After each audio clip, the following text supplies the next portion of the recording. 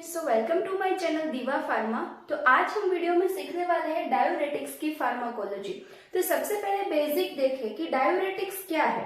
तो अगर देखें तो डायूरेटिक्स यानी कि ऐसी मेडिसिन जो हमारे बॉडी में से, हमारे ब्लड फ्लूइड में से सबसे ज्यादा अमाउंट ऑफ वाटर का एक्सक्रीशन है जो यूरिन में करवाए, यानी कि जो यूरिन का फॉर्मेशन बढ़ाए, ऐसी ड्रग को बोलते हैं डायूरेटिक्स। तो पहले देखें कि डायूरेटिक्स एक्ट कैसे करती है। तो diuretics act by sodium excretion को बढ़ाती है।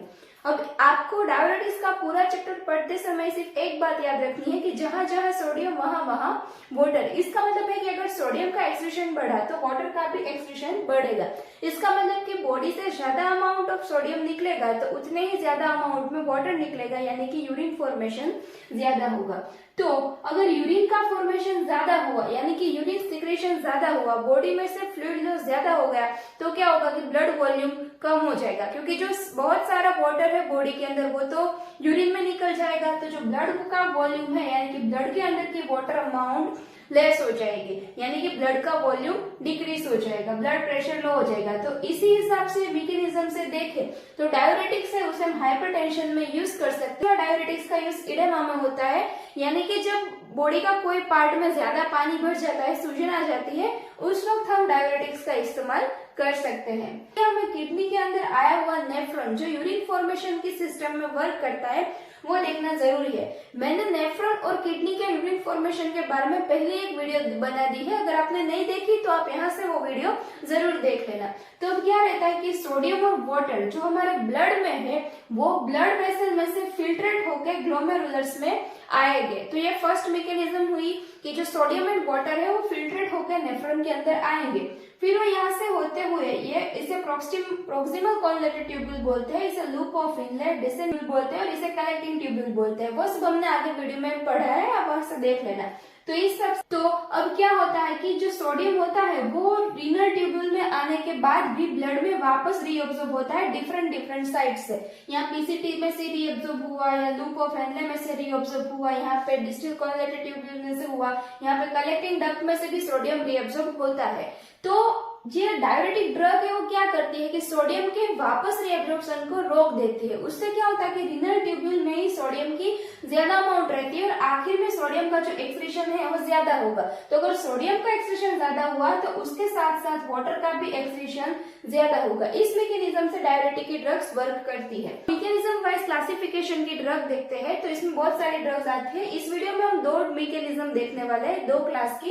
एक है कार्बनिक एनहाइड्रेस इनहिबिटर की और दूसरी है ऑस्मोटिक डायूरेटिक्स की। तो कार्बनिक एनहाइड्रेस ड्रग इनहिबिटर क्या करती है, तो पहले तो सीए इनहिबिटर्स होती है वो पीसीटी पे वर्क करती है। ये जो ग्लोमेरुलस के बाद का तुरंत बाद वाला भाग और लूप ऑफ हेनले के ऊपर वाला भाग है उसको पीसीटी बोलते हैं, वहां पे ये कार्बनिक एनहाइड्रेस इनहिबिटर वर्क करती है। तो अब क्या रहता है कि उसमें कौन कौन सी ड्रग आती है, एसिटाजोलामाइड, मेथाजोलामाइड, डाइक्लोरोफेनामाइड, नेडोरजोलोमाइड, ये सभी एग्जांपल है। इसके अलावा भी ड्रग होती है कार्बनिक एनहाइड्रेस इनहिबिटर में। तो आइए उसकी मैकेनिज्म देखते हैं। उसमें क्या होता है, देखो ये पीसीटी की ट्यूब्यूल है, यानी कि रीनल ट्यूब्यूल का एक पार्ट है पीसीटी का। अब ट्यूब्यूल के आसपास सेल रहते हैं, उसको बोलते हैं ट्यूब्यूल एपिथेलियल सेल। तो ये जो है वो ट्यूब्यूल का सेल है और उसके बाद जो है वो है ब्लड वेसल। तो अब क्या होता है कि कार्बनिक एनहाइड्रेस नाम का एक एंजाइम होता है, वो क्या करता है कि वो HCO3 और H+ में से जब H2CO3 बनता है तो वो H2CO3 में से वाटर बनाता है और कार्बन डाइऑक्साइड को सेपरेट करता है। वो कार्बनिक एनहाइड्रेस का काम है।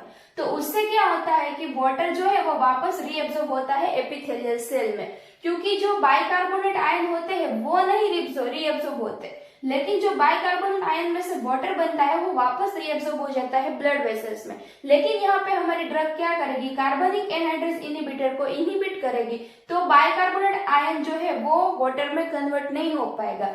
अब क्या रहता है कि जब सोडियम हाइड्रोजन एक्सचेंज होता है, जो pump sodium hydrogen exchange pump वो एपिथेलियल सेल और पीसीटी के बीच में आया होता है, वो क्या करता है कि पीसीटी में से सोडियम ले लेता है, यानी आपने देखा जहां सोडियम जाएगा वहां वाटर भी जाएगा।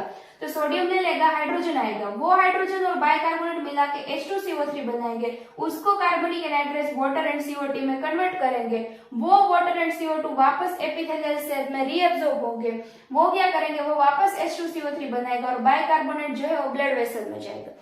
तो कार्बनिक एनहाइड्रस ड्रग इनहिबिटर इसको इनहिबिट करती है तो क्या होता है कि HCO3 और सोडियम, ये सोडियम यहाँ पे नहीं जा पाएगा और HCO3 यहाँ पे रहेगा, तो इन दोनों का एक्सक्रीशन ज्यादा होगा, यानी पीसीटी में से ये वापस रिएब्सॉर्ब नहीं होगा बल्कि एक्सक्रीशन के लिए आगे बढ़ेगा।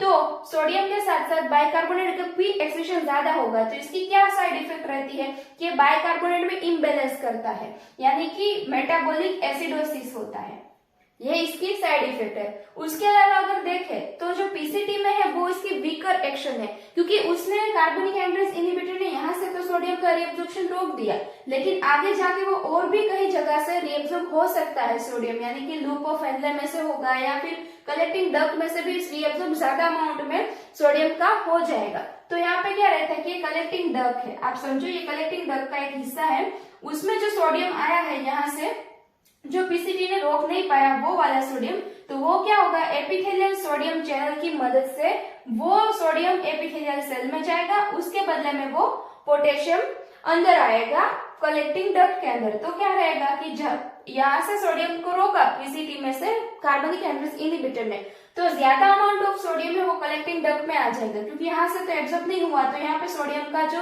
अमाउंट है वो ज्यादा हो जाएगा। तो सोडियम का अमाउंट ज्यादा, यानी सोडियम का अमाउंट ज्यादा जाएगा एपिथेलियल सेल में, और सोडियम का जितना ज्यादा अमाउंट एपिथेलियल में जाएगा उतना ही ज्यादा पोटेशियम का अमाउंट कलेक्टिंग डक्ट में आएगा और वो यूरिन के थ्रू एक्सक्रीट आउट हो जाएगा।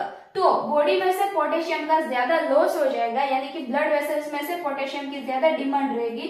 तो इसकी दूसरी साइड इफेक्ट हो गई हाइपोकैलेमिया। हाइपो यानी कम अमाउंट में, यानी कि ब्लड वेसल में कम अमाउंट में पोटेशियम आयन रहेंगे, तो ये दो उसकी साइड इफेक्ट हो गई। अब जो कार्बनिक एनहाइड्रस है हमने देखा कि उसकी वीकर एक्शन है, तो हम उसे कार्डियो के डिजीज में ज्यादा यूज नहीं करते, जनरली देखे तो ये ग्लूकोमा में यूज होते हैं। ग्लाइको जो दूसरी डायरेटिक हम देखने वाले हैं ऑस्मोटिक डायरेटिक है, उसमें क्या रहता है ये पूरी ऑस्मोसिस की मैकेनिज्म से ही वर्क करती है और ये थ्रू आउट रीनल ट्यूब्यूल में वर्क करती है। अब क्या रहता है ऑस्मोटिक ड्रग्स के एग्जांपल है मैनिटोल एंड यूरिया। तो क्या होता है कि मैनिटोल एंड यूरिया जो है वो थ्रू आउट ग्लोमेरुलर फिल्ट्रेशन होकर वापस रीअब्सॉर्ब या सिक्रेशन नहीं होती, वो रीनल ट्यूब्यूल में ही ज्यादा रहती है। तो उससे क्या रहता है कि इसके अंदर कॉन्सेंट्रेशन यानी ऑस्मोलरिटी की मैकेनिज्म लगेगी। बाहर का जो मेड्यूला है, ये जो मेड्यूला का हिस्सा है लूप ऑफ हेनले का, उसके अंदर वाटर अमाउंट यानी कि ब्लड वेसल के अंदर वाटर अमाउंट ज्यादा रहेगी और इसके अंदर कॉन्सेंट्रेशन ज्यादा रहेगा मैनिटोल का। तो ऑस्मोलिटी तो आप जानते हैं, उस हिसाब से क्या होगा कि ज्यादा वाटर जो है वो अट्रैक्ट होगा ट्यूब्यूल के अंदर, रीनल ट्यूब्यूल के अंदर, और इसी तरह वो ज्यादा वाटर का लॉस करता है। इसमें कोई सोडियम पोटेशियम के एब्जॉर्प्शन की मैकेनिज्म नहीं रहती, ये सिर्फ ऑस्मोलिटी पे काम करता है। और अगर इसके यूज देखें तो सेरेब्रल एडिमा में, यानी हम इसे ग्लाइकोमा में भी यूज कर सकते हैं। Thank you friends for watching this video.